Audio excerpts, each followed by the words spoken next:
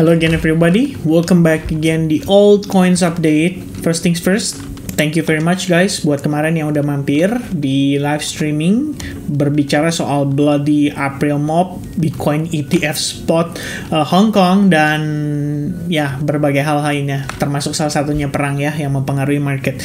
Tadi malam teman-teman kita ngelihat market kripto, terutama Bitcoin sih, mengalami flash dump dari harga 66 ribuan, 65 ribuan something ke 60 ribu dalam proses yang sangat relatif cepat. Ya, saya kasih update di Telegram cuma beberapa menit setelahnya, setelah closing candle jam 3 pagi kalau nggak salah, itu sekitaran di time frame 4 jam ya. Kita ngelihat Bitcoin finally break di bawah trend line yang sebenarnya bisa menjadi support utama atau support kuat bagi Bitcoin. And turns out Bitcoin nggak mampu mempertahankan itu. Seketika market langsung flash dump. Nah teman-teman, jadi memang betul kalau misalkan di momen kondisi seperti sekarang ini, which means kita tahu ya, efek daripada hot news eventnya itu datang dari perang. Nah, teman-teman, ini tuh adalah unexpected news event, dan berdasarkan experience saya bertahun-tahun, something yang sifatnya tuh penuh dengan ketidakpastian, uncertainty, itu sifatnya sangat sensitif. Dan ketika kita berbicara soal sensitivitas ini, otomatis akan membuat technical analysis itu lebih less reliable. Bahasanya itu ya teman-teman. Less reliable tuh maksudnya apa? Lebih sulit untuk mengandalkan technical analysis.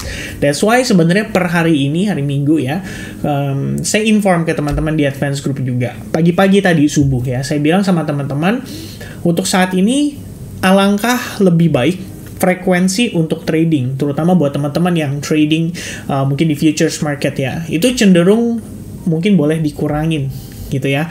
Nah, di luar sana saya cukup yakin masih tetap ada yang aktif melakukan transaksi, dan itu kembali ke personality masing-masing, karena ada tipikal yang agresif, ada tipikal yang konservatif. Nah, buat saya pribadi yang mungkin lebih ke konservatif, preferably untuk sedikit mengurangi frekuensi trading. Kenapa? Reason utamanya tuh karena market saat ini sangat sensitif ya. Kita nggak pernah tahu teman-teman. Saya pernah bikin ya bukan pernah bikin sih, lebih tepatnya sampai sekarang masih saya update juga ya, bagaimana proses news event tuh yang berlangsung selama bisa dibilang sejak tahun 2023 awal ya. Saya bikin di sini banyak sekali update-nya teman-teman. Kemudian ada kondisi di mana kita melihat ya, war ya, atau perang yang berlangsung antara Israel dan Palestina itu menyebabkan harga pada Bitcoin itu mengalami koreksi juga around more or less-nya 5% ya, which means pada saat itu mungkin nggak terlalu terasa teman-teman, dan kita nggak ngelihat ada kondisi flash dump seperti sekarang ini. Lalu somewhere in the middle ya, mungkin ini yang mungkin akan saya cari tahu ya, akan saya tambahkan lagi, berbicara soal perang ya antara Russia dan Ukraine. Ternyata sebenarnya nggak terlalu pengaruh juga gitu loh, nggak se-impactful apa yang berlangsung tadi malam teman-teman.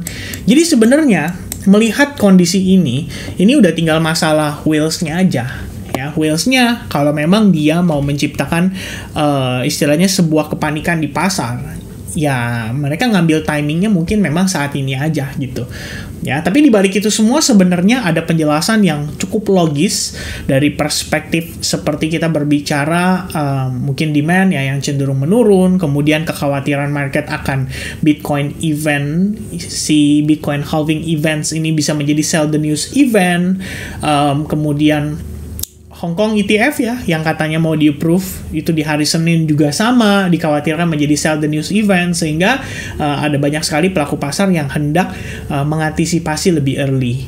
Nah, teman-teman sekalian, kondisi yang seperti sekarang ini menurut saya cukup sensitif. Teman-teman memaksakan trading itu tidak bisa mencari yang namanya konsistensi ya. Yang kita butuhkan ketika kita berbicara hendak mencari konsistensi terhadap apa? Terhadap trading strategy yang sudah teruji, terhadap trading system yang sudah kita percayai memberikan result yang cukup baik, dan kondisi market yang safe and stabil. Safe and stabil tuh maksudnya gimana? Bukan kayak sekarang gitu ya. Kita nggak tahu teman-teman, tadi malam keluar berita katanya ada drone ditembakin dari Iran ke Israel. Market langsung react tatap ya turun. Kemudian saat market turun, katanya di bawah Iran menyatakan ya, dari dia punya pemimpin, dia bilang gini, serangan kita sudah selesai. Kita juga tidak mencari serangan lebih jauh lagi, berbicara soal kondisi di mana ini merupakan serangan balasan dari kita karena pihak Israel itu melakukan tindakan yang tidak tepat ya terhadap, kalau kita bilang apa ya bahasanya, mungkin kedubes kali ya, kedubes Iran di Israel. Nah, langsung market balik lagi naik. Ini menurut saya bercanda sebetulnya ya. Ini memang permainan, bisa dibilang permainan market ya, market crypto juga yang memang kita tahu tidak lepas dari volatilitas tinggi, liquidity sweep di mana-mana ya. Tapi ini bukan yang akan kita bahas ya di video ini. Saya akan bahas dulu dari perspektif altcoins karena kita ngelihat altcoins ini yang terkena dampak paling signifikan, teman-teman, dari tekanan jual yang terjadi oleh Bitcoin tadi malam. Lantas apa yang kita perlu waspadai? Ya, kita akan bahas beberapa poin, teman-teman. Ada total 3 ya. Total 3 di sini adalah market cap keseluruhan daripada altcoins di luar Bitcoin dan Ethereum. Kemudian kita akan berbicara soal total 3 USDT ya terhadap Bitcoin. Ini juga salah satu yang cukup penting. Lalu kita akan tambahkan dengan informasi Bitcoin dominance dan USDT dominance. Baru terakhir kita ngomongin mother of altcoins, yaitu si Ethereum. Karena biasanya dulu-dulu orang percaya Ethereum kalau udah menunjukkan dominasinya, kecenderungan setelah itu market akan money flow-nya itu akan berpindah dari big cap seperti Bitcoin, Ethereum, dan kawan-kawan, nanti baru pelan-pelan berpindah ke medium cap hingga bahkan ke small cap dan micro cap. Kira-kira seperti itu. Nah, teman-teman, jadi kita akan coba bahas satu persatu. Nanti kita juga akan ada pembahasan tambahan ya seputar informasi update terkait dengan ETF-nya si Ethereum. Kira-kira seperti apa. Alright, now let's start from total 3, teman-teman. Jadi kalau kita ngelihat total 3 di sini, ini adalah crypto total market cap di luar Bitcoin dan Ethereum. Dari chart yang terlihat di sini, tampak sebuah kekhawatiran ya pada altcoins. Satu, dia tidak mampu mempertahankan trendline supportnya dia. At least sejak 2 hari terakhir, kita ngelihat dia breakdown. Ketika dia breakdown, sebenarnya masih ada ekspektasi atau harapan lah market itu bisa membentuk yang namanya konsolidasi biasa gitu. Tapi kita tidak bisa memungkiri bahwa di dalam prosesnya juga mungkin terdapat sebuah pola yang dinamakan dengan head and shoulders pattern. Dan kalau menggunakan head and shoulders pattern ini beserta dengan neckline-nya, which is kita gunakan topnya hingga ke bawah, after dia breakdown, secara target sebetulnya sudah tercapai. Ya, range around 610 billion dollar itu sebenarnya bisa menjadi target penurunannya setelah dia break dari neckline-nya. Jadi saya geser sedikit biar kelihatan. Nah, lebih kurangnya seperti ini, teman-teman. Sementara kalau kita berbicara dari perspektif market crypto itu sendiri ya, kan sangat rentan ya dengan kondisi-kondisi manipulatif ya untuk melikuidasi para pelaku pasar gitu. Sehingga apa yang terjadi kemarin, penurunan hingga 560 billions of dollar itu very likely akan menyebabkan kepanikan di market ya. Market akan lebih cenderung panik, akan cenderung lepas barang, akan cenderung cut loss ya. Yang mungkin yang merasa tanggung ya, dia mungkin akan pertahankan gitu. Tapi kalau yang merasa kayak gue cut loss dulu deh, gue main aman gitu ya. Kenapa? Karena ini ada yang namanya uncertainty ya. Uncertainty disebabkan oleh war itu sendiri, teman-teman. And let me tell you something. Uncertainty atau ketidakpastian itu very very bad for business, guys. Ya, maksudnya gimana, Vin? Coba teman-teman masih ingat nggak di era COVID-19 di Indonesia? Dulu kita punya sebuah program pemerintah untuk membatasi penyebaran COVID-19, dinamakan dengan PSBB, teman-teman. Nah, PSBB kemudian jadi PPKM ya, pokoknya apapun itulah ya. Katakanlah program karantina ini. Dulu para pengusaha dipaksa untuk ikat perut, ya, dipaksa untuk ikat pinggang, dipaksa untuk tidak buka tokonya, store-nya, sehingga orang beralihlah ke online, ya. Itu awal mulanya online shop mulai viral di Indonesia. And then teman-teman, sebagai pengusaha, kalian sudah stok barang, ya. Tiba-tiba dapat kabar nih, PSBB bulan depan adalah terakhir, ya. Kita akan kembali ke new normal. Begitu udah mendekati, kalian udah ancang-ancang nih, wah ini kayaknya udah boleh nih, saatnya gue stok barang, saatnya gue hire karyawan lagi, saatnya gue ekspansi, buka toko baru gini. Baru berjalan setengah bulan tiba-tiba nggak jadi, PSBB diperpanjang. Nah itu uncertainty teman-teman. Jadi penuh dengan ketidakpastian. Saat ini kondisi Iran, Israel ini masih dalam kondisi ketidakpastian. Keterlibatan negara-negara yang menjadi supportnya, ya, dari baik itu dari Iran ataupun Israel, ini juga sama, penuh dengan ketidakpastian. Hari Senin, market open, New York open, stock market very likely akan dip down. Karena stock market itu nggak bisa react. Ya, ketika kemarin perang tembakan itu berlangsung ya, dadar, mereka nggak bisa react, mereka nggak bisa taking action, sehingga nanti di market open akan ada reaction dari stock market. Pertanyaannya, S&P 500, Nasdaq, kalau reactionnya cenderung negatif, ini Bitcoin akan bertahan nggak dari tekanan jual dari stock market tersebut? Atau kita akan ikut ketarik? Dan the moment itu ikut ketarik, otomatis yang kita lihat, baik itu pada total 3, pada Ethereum, dan kawan-kawan, ya, kemungkinan besarnya juga akan ikut terkena dampak. Jadi kita bisa melihat selling pressure itu masih bisa berlangsung. Nah, faktanya, melihat total 3 market cap saat ini, menurut saya ini kurang begitu baik. One thing teman-teman, ya, we have low point diambil, another low point diambil, ya, and maybe ini bisa dikonsider sebagai support resistance juga, sama-sama diambil juga. Dia technically saat ini breakdown ya di bawah area support tersebut. Jadi kalau saya buat jadi line chart, ini adalah supportnya dan ini adalah potensi menjadi resistance-nya. Kalau saya highlight seperti ini teman-teman. Nah, ini tandanya apa? Ya, ada resiko aja bahwa total 3 market cap altcoins itu masih bisa bergerak lebih rendah lagi. Jadi kalau saya gunakan Fibonacci retracement dari lower point-nya ya, di sini teman-teman kita tarik ke atas, more or less seperti ini. Ya, kemudian untuk adjustment saya menggunakan candlestick-nya.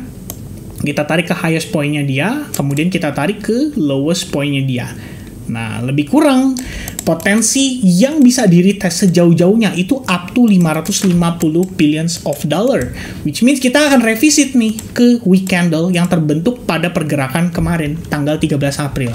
Jadi kita bisa ngelihat prosesnya ini mungkin akan menarik total 3 untuk bergerak ke arah yang lebih rendah.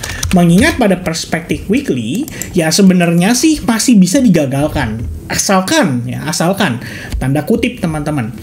Ini crypto total market cap 3 harus main di atas 630 billions of dollar supaya lebih aman dan ada bumper. Jadi begitu pembukaan di hari Senin, kalaupun disambut dengan penurunan, minimal kita ada tahanan di level tersebut. Tapi kalau misalkan kita closingnya di bawah 620, ya di bawah 630 billions dollar lah, resiko itu akan meningkat teman-teman sekalian ya. Ini saya bulatkan dulu.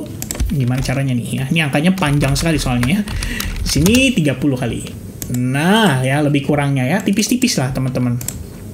630 billions of dollar ya, kita harus bertahan di atas area tersebut. Pada perspektif closing time frame daily, kita harus main di atas 630. Kemudian pada weekly, kita harus main di atas 630 juga. Supaya closing weekly-nya, buntutnya panjang ke bawah, menandakan kita masih punya cukup buyers yang masuk dari harga yang di bawah ini. Jadi ada demand teman-teman ya. Ingat, hukum dasar daripada pergerakan harga, supply demand. Ya, lebih banyak supply akan lebih banyak diskonnya, lebih banyak demand akan lebih tinggi harganya. Sesimpel itu.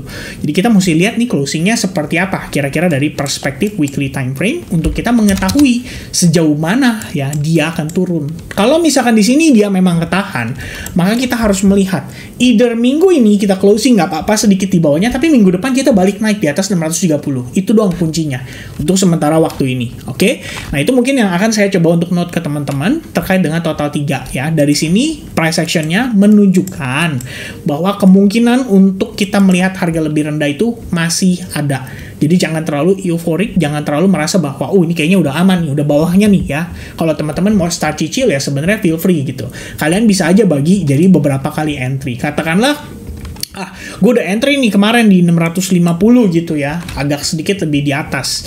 Ternyata harganya bablas turun ya. Jangan jarak segini aja kalian udah masuk lagi gitu. At least kalian juga harus ada pertimbangan kasih bumper lagi supaya average-nya lebih jauh. Kira-kira seperti itu. Atau kalau kemarin belum masuk, sekarang baru mau masuk, ya nggak masalah gitu. Karena in case harganya turun, kalian masih punya peluru untuk belanja lagi. Mungkin kalian bisa masuk dari 10-20% dulu ya, diallocate masuk ke dalam altcoins-nya Sebaiknya dicicil perlahan-lahan teman-teman. Ya, itu pun setidaknya yang saya sampaikan kepada grup advance ya. Saya juga sempat ngomong beberapa waktu lalu, start cicil ya, pelan-pelan teman-teman. Jangan langsung masuk ketika kita berada dalam posisi harga yang tinggi. Dalam tanda kutip, ya kadang kan ada orang merasa ya, aduh market lagi trending nih, gue takut ketinggalan. Bisa nggak ya gue masuk sekarang gitu? Boleh masuk nggak apa-apa, tapi cicil. Masuknya kecil-kecil teman-teman. Mengurangi resiko ya, tapi kalian di satu sisi tetap sudah memasukkan yang namanya exposure dulu ya. Yang penting portofolio ada masuk dulu nih ya, supaya ada istilahnya mengatasi rasa kekhawatiran. In case harga naik lagi lebih tinggi, kalian minimal masih bisa ada merasa profit lah teman-teman. Tapi kalau misalnya ngerasa, aduh Vin, tapi gue punya cash segini nih dan gue sebenarnya pengen profit lebih gede lagi, mohon maaf, timing Anda kenal kriptonya berarti salah. Sesimpel itu ya. Maksudnya gimana Vin? Ya semestinya ketika kripto lagi berada di masa terpuruknya gitu loh, itu the best timing untuk kenal di kripto, sehingga kalian punya waktu banyak untuk melakukan research. Kalian beli saat harga murah, bukan pada saat harga tinggi kemudian kalian lihat kiri kanan kalian yang kebetulan udah masuk duluan, mereka untung dan kalian tertarik untuk ikut untung juga, sehingga kalian maksa masuk walaupun harganya dalam tanda kutip sudah cenderung lumayan tinggi. Ya, kira-kira seperti itu supaya ada gambarannya teman-teman. Nah, berikutnya yang saya mau bahas di sini, ini sebenarnya seputar total 3 ya. Dan pembahasan ini lebih besar, maksudnya value pembahasan ini itu lebih mencangkup untuk Bitcoin juga. Jadi mungkin nanti secara lengkapnya saya akan sedikit bahas di bagian video Bitcoin ya. Sedikit berbeda teman-teman. Tapi intinya gini, total 3 strip USDT ini mengindikasikan bahwa ya altcoins lah intinya teman-teman sekalian. Per altcoins ya, total 3 ini mengalami breakdown. Ini akan membawa altcoins bergerak lebih rendah. Nah, mungkin untuk sedikit kasih gambaran kepada teman-teman, saya akan gunakan chart Ethereum ya, sebagai salah satu pembandingnya. New price in scale.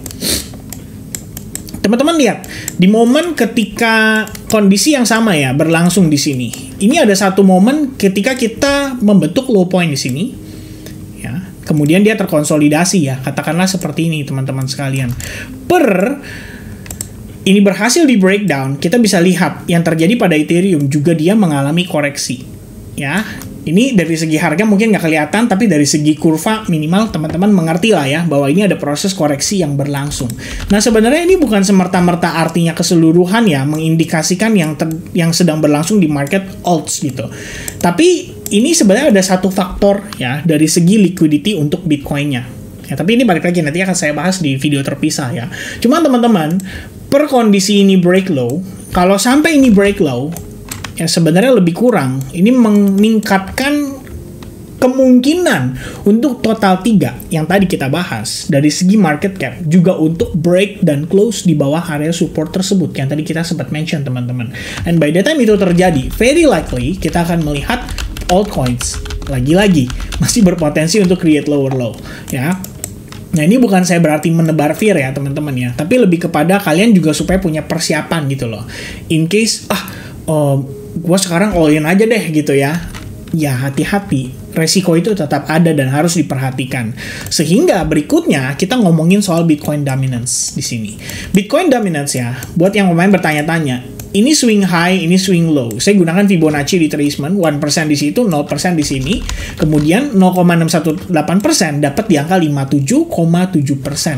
Which means di pergerakan sebelumnya merupakan area support. Nah, sebenarnya game plan saya simple. Selama dia berada di atas area ini masih tepat ya untuk teman-teman melakukan akumulasi. Karena faktanya Bitcoin dominance naik sudah pasti diiringi dengan altcoins yang cenderung lebih murah. Atom cenderung terkoreksi, GMT cenderung terkoreksi, LRC cenderung terkoreksi, Portal cenderung terkoreksi, Dimension cenderung terkoreksi, Near Protocol cenderung terkoreksi, FTM, SUI, Mina, MAS, you name it ya, almost every altcoins cenderung terkoreksi. Nah, jadi Bitcoin dominance ini memberikan kita sebuah gambaran ketika kemarin itu membentuk ascending triangle. Nah, ini saya bilang sama teman-teman bahwa kita masih jauh dari altcoin season atau dinamakan dengan istilah alt season. Apalagi kita ngelihat dia breakout. Nah, ini menguatkan ya analisis tersebut sehingga kita harus lebih extra careful dalam artian teman-teman. Ini Bitcoin dominance dengan dia closing weekly time frame di atas resistance itu, sangat memungkinkan untuk altcoins itu kembali tertekan lagi. Jadi kita bisa anticipate probabilitas dia masih bisa ngelanjutin penguatannya. Karena ibaratnya teman-teman, ini kalau kita ngelihat ya, andai kata ini adalah sebuah aset yang teman-teman rencanakan untuk tradingkan. Apa yang kalian lihat sekilas? Dia break high lagi. Ini harusnya dia akan bergerak ke arah lebih tinggi. The moment ini terjadi, biasanya orang-orang akan berani untuk membeli. Ya, betul atau tidaknya jawab dalam hati gitu. Karena terutama teman-teman yang retailers lah ya, apalagi baru kenal kripto. Kemarin ngelihat market pada pumping hard sana sini, pasti FOMO. Wah, ini breakout nih, ascending triangle breakout, artinya bakal naik lagi. Oke, saatnya buy. Nah, ini sama halnya ketika kalian mengatakan itu saatnya buy Bitcoin dominance ibaratnya, itu artinya ada resiko untuk alts-nya dong, bisa lebih rendah lagi. It means more discount. Alright, sampai sini teman-teman mudah-mudahan dapat ya menangkap apa yang saya coba sampaikan. USDT dominance setelah breakdown dari multi-year trend line sejak Mei 2019 ya. Kita ngelihat setelah lebih kurang 1.715 hari, akhirnya berhasil juga nih break low ya. Walaupun kalau misalkan kalian coba untuk ya, let's say kalian mau coba untuk hubungkan dari bawah lagi ya, sebenarnya kalau ini tidak menggunakan chart logarithmic ya, probably ini bisa teman-teman. Tapi saya sih merasa harusnya pakai chart logarithmic ya. Saya soalnya dapat info dari ya bisa dibilang banyak lah ya, yang DM, yang chat di Discord gitu. Dia bilang gini, ini Vin coba lu lihat deh, ini sebenarnya belum break low loh. Nah, pas lihat, iya juga ya, bener juga gitu kan. Tapi kan masalahnya ini adalah chart linear ya, bukan chart logarithmic. Kalau buat saya pribadi, perspektif gambaran besar, saya lebih prefer pakai chart logarithmic. Which means, kalau chart logarithmic buat saya, ini lebih valid gitu. Ya, setidaknya kalau coba lihat chart logarithmic, aneh aja sih kalau teman-teman udah gambarin trendline begini, ya kan? Terus udah gambarin trendline begini, terus tadi gambarin trendline yang dari bawah gitu kan, kayak gini. Nah ini sebenarnya sangat-sangat subjektif gitu. But at least buat saya, the moment trendline ini di breakdown, kita bisa melihat adanya penurunan yang lebih drastis. Ini menandakan trendline itu valid. Sesimpel itu kalau buat saya teman-teman ya, sesimpel itu. Trendline ini valid, dan seandainya trendline ini valid, kita melihat USDT dominance memang harus mengalami yang namanya retracement terlebih dahulu, atau koreksi terlebih dahulu, atau rebound dulu. Maybe untuk retest area support resistance itu yang sebetulnya sebelumnya saya sempat sampaikan ya pada saat live streaming, pada saat di video ini ya, yang Ethereum altcoins rag ya, rag tanda seru, dan di sini dislike-nya banyak ya kayaknya. Mohon maaf ya, belum banyak yang siap menerima kenyataan teman-teman ya. Nah, jadi kita ngelihat progres kayak gini, oke, katakanlah dia rebound sesaat ya, dia mengalami rebound. Ini bisa aja hanya sekedar korektif saja teman-teman ya. Tapi faktanya secara jangka pendek, even USDT dominance mengalami penguatan sebatas ini aja, itu udah pasti ada tekanan jual lagi ke altcoins. Cuman gini ya, ini kalau kita berbicara sedikit ya doanya lah ya teman-teman. Setidaknya jarak dari bawah sini ke sini semakin kecil. Ya, kita nggak ngelihat lagi 34% naik, tapi maybe only less than 10%. Ya, mungkin 6%-an. Which is another correction di altcoins-nya semakin tipis. Bitcoin dominance juga sama. Dibandingkan dengan waktu saya posting beberapa saat lalu ya, ini termasuk saya sering banget sebenarnya ngepost melalui Twitter ya, teman-teman sekalian. Dan juga grup Telegram. Dan bahkan hampir setiap kali kita live, ini sudah sering banget kita tunjukin ke teman-teman bahwa if this happens, ya, one last pump for a dumpy scenario probably berlangsung untuk Bitcoin dominance-nya. One last pump before a dumpy scenario, which means that's the moment kita masuk the real alt season, baru kemudian everybody happy.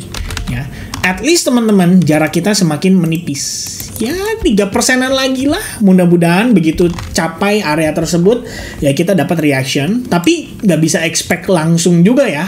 Kalau misalnya kita beruntung bisa aja kayak gini langsung ya, nyampe kepentok langsung turun. Tapi ini please dicatat baik-baik, halvingnya itu Mei ya 2020 ya, which is ini halving, sempat turun dulu kemudian dia naik.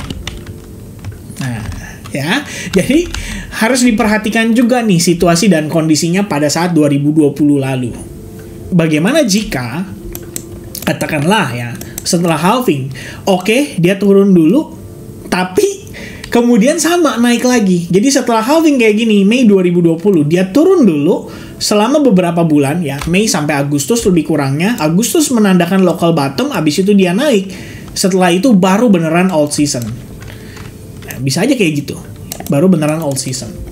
This is just a probability. Jadi saya nggak bilang ini pasti akan terjadi unless kita punya crystal ball ya guys. Kita punya bola kristal untuk ngeliat masa depan. Nah, itu lain ceritanya ya. But at least teman-teman, dari apa yang saya coba jabarkan di sini, entah itu total 3, entah itu total 3 USDT terhadap Bitcoin, entah itu Bitcoin dominance, entah itu USDT dominance, intinya satu, masih ada ruang gerak untuk altcoins bisa bergerak ke arah lebih rendah.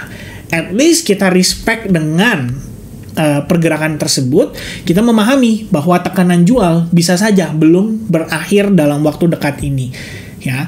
Cuman seberapa jauh lagi kita akan melihat dia tertekan, hopefully udah nggak terlalu jauh karena pressure-nya sudah terasa sejak sekarang, kira-kira begitu.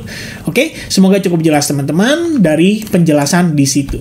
Nah, kita coba lanjut ya di Ethereum ya. Sebenarnya Ethereum ini saya sempat ada analisis ya. Saya lupa exact analisisnya kapan. Cuman gambarannya saya tuh Ethereum ini adalah kita melihat ada trendline terbentuk.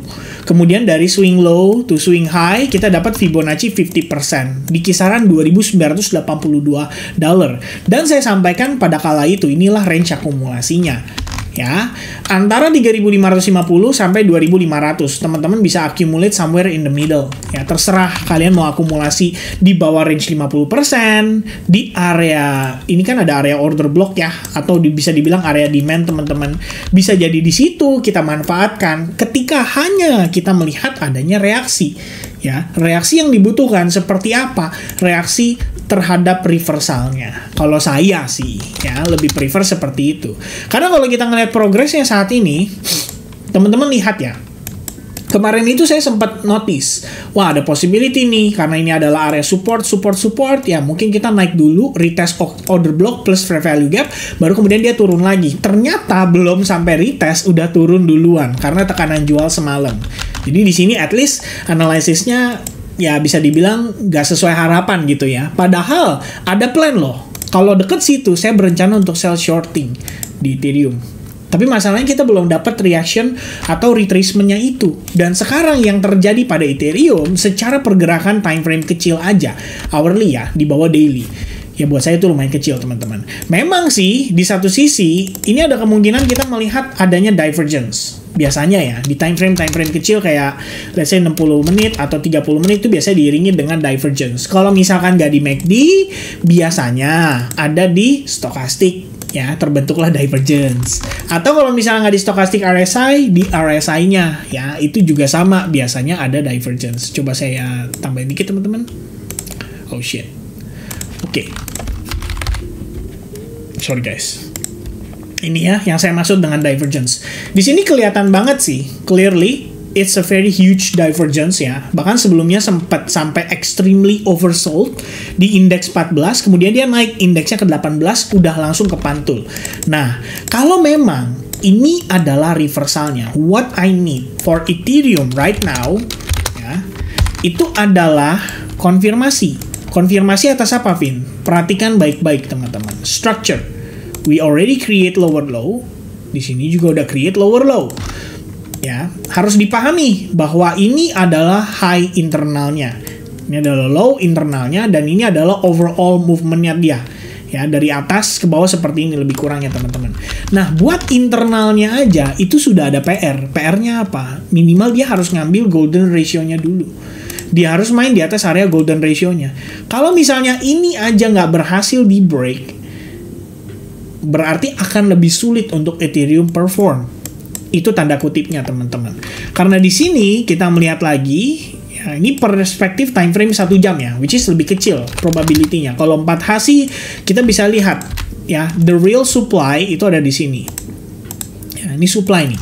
Jadi saya akan marking ini dengan istilah S4. S4 itu maksudnya adalah supply pada time frame 4 jam plus fair value gap. Ya, teman-teman bisa notice fair value gapnya terbentuknya di mana, Vin? Ini. Ya, dari sini titik low point ini ke high point ini. Ya, atau teman-teman sebenarnya kalau mau ngambil dari sini juga bisa ya. Ya, berarti ini confluence-nya ada di area Fibonacci 0,62%. Kenapa di situ, Vin? Ya, karena ini ada satu low point yang sangat agresif. Ya, kalau ini saya anggap fake out-nya deh gitu. Ini fake out-nya, sini sudah lebih steady, 4 jam ya kan, dia bergerak, kemudian dia naik, pullback turun, dalam, ini low point, ini high point. Nah, terketemu nih fair value gap-nya di sana, teman-teman sekalian. Tapi apakah ini artinya fair value gap di sini tidak teraktivasi? Yo, jelas masih ada ya order di sana yang numpuk dari sell side-nya. Jadi entah dia nantinya naik korektif ya, mungkin ketika dia tiba di range area Fibonacci 0,62%, teman-teman ngelihat nih kondisi kayak gini. Nah, ini aja udah warning, ada possibility untuk harga bergerak ke arah lebih rendah. Dan ini istilahnya kalau buat teman-teman traders ya, scalper gitu kan. Oh, boleh nih gue sell short sedikit. Gitu ya, bukan sell short terus ngarapin jatuh ke inti bumi ya, itu jangan salah paham teman-teman. Tapi in the end itulah opportunity yang bisa diambil oleh aggressive trader dan scalper. Dari sini secara struktur saya lihat masih cenderung bearish. Dari time frame 4 jam, walaupun tadi kita lihat ada divergence, 1 jam juga ada divergence, sama masih cenderung bearish. Nah, Ethereum kalau memang ya di sini ngasih saya reaksi yang tadi saya bilang, balik lagi ke page sebelum ini, reaksi teman-teman. Ini area order block, ini area Fibonacci 50%, orang bilang ini dead cat bounce, ada possibility ABC corrective wave, ya kan? Andai kata seperti itu nih ekspektasinya, ya kan? Dia gerak turun di sini A, B, C, A, B, ya kan? Lebih kurangnya habis itu dia turun lagi, boom, turunnya harus impulse. Menandakan ini adalah bagian of the correction gitu ya. Jadi kita tahu ini naik impulse, di sini corrective move. Ya, coba kalau teman-teman lihat, make sense nggak? Ya, buat saya sih make sense ya. Ini impulsif, ya ini korektif lah. Karena butuh beberapa proses untuk dia turun sampai setengahnya doang. Ya, waktu naiknya sangat kencang dan sangat agresif. Ditambah, mudah-mudahan ya. Ini kan ada ETF Hong Kong nih hari Senin. Ya, mudah-mudahan dari situ membuat mereka lebih berubah pikiran. Karena kalau misalkan Ethereum, ya ETF-nya itu nggak di-approve di bulan Mei. Di sini sih dijelaskan ada kemungkinan proses SEC terhadap Ethereum itu bisa maju ke tahap litigasi. Litigasi itu maksudnya berurusan dengan lebih serius ya untuk dari sisi hukumnya. Berarti tekanan dari SEC mengatakan bahwa Ethereum adalah securities itu bisa dibawa ke arah yang lebih serius. Walaupun sebagian orang percaya bahwa SEC kemungkinan akan kalah akhirnya ya terhadap kayak kasusnya Grayscale dan Ripple. Dan in the end ETF spot akan di-approve juga buat Ethereum. Tapi mungkin nggak di bulan Mei. Kalau mendekati bulan Mei belum di-approve juga. Itu resikonya teman-teman. Alright. So for now dengan TVL yang tanda kutip ya untuk Ethereum masih terus berkembang, walaupun recently kita melihat ada penurunan, tapi itu memang sewajarnya karena dibuat panik ya dalam tanda kutip masalah kasus SEC ini kan jadi sebuah FUD untuk Ethereum. Tapi dari segi volume guys, if you take a look at the volume, proses perdagangannya masih aktif sekali, transaksinya masih luar biasa masif gitu loh. Jadi saya pikir ya in the end Ethereum ini udah tinggal masalah menunggu reaksi, dan reaksi apa nih yang Kevin butuhkan? Yang Kevin butuhkan adalah minimal buyer-nya bisa take out ini dulu deh. Kalau dia bisa take out itu, any pullback after that, that's gonna be our opportunity untuk start add back ya di spotnya. Itu mungkin jadi satu pertimbangan teman-teman. Tapi kalau buat kalian yang tipikalnya gue agresif pin, gue floating drawdown 20-30% setelahnya gue nggak ada masalah, oke, beli aja dari sini. I think it's a good range to buy teman-teman ya, at least sampai dengan di momen ini. Sebab apa? Trend line-nya belum break. Kalau trend line-nya break, oke, that's a signal bahwa Ethereum ada probabilitas balik sampai 2.500. Siapin cash, start belanja lagi di situ. Itu kira-kira. Oke, semoga teman-teman sekalian bisa terbantu dengan informasi yang saya coba sampaikan di dalam video ini. Ini panjang, 33 menit, tapi kita ngomonginnya cukup detail, starting dari altcoins-nya seperti apa saja yang perlu diperhatikan, bagaimana kemungkinan lower low itu bisa terjadi. Semua itu tercatat dan dijelaskan ya, terlihat dari data yang kita coba sampaikan tadi. Jadi semoga cukup jelas buat teman-teman sekalian, termasuk untuk Ethereum-nya juga, karena kita percaya Ethereum adalah mother of altcoins, jadi indeks utama. Kalau Ethereum sudah mulai start rebound, very likely altcoins lain bisa menyusul. Itu doang harapan kita. Oke? So if you guys watching till the end, don't forget to type finish in the kolom komen, dan sampai jumpa kembali di update berikutnya untuk Bitcoin. I'll see you guys again soon. Cheers and God bless guys. Bye bye.